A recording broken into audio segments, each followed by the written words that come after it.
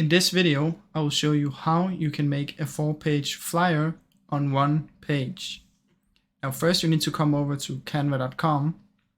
From in here you're going to search for a flyer, or you can simply select the flyer that's right here.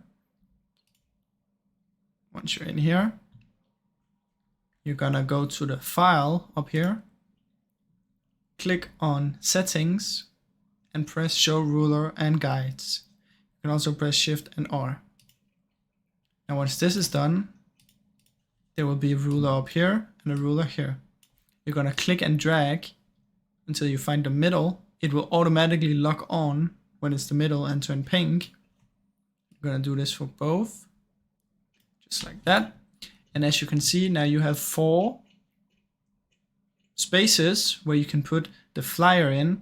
And then you simply upload your flyer, fit it in here in all these boxes, press share, download, and you can download it as a not a PNG, you can download it as a PDF file. I cannot do it now because I didn't add anything, but you just press here and PDF file and download, and then you will have it.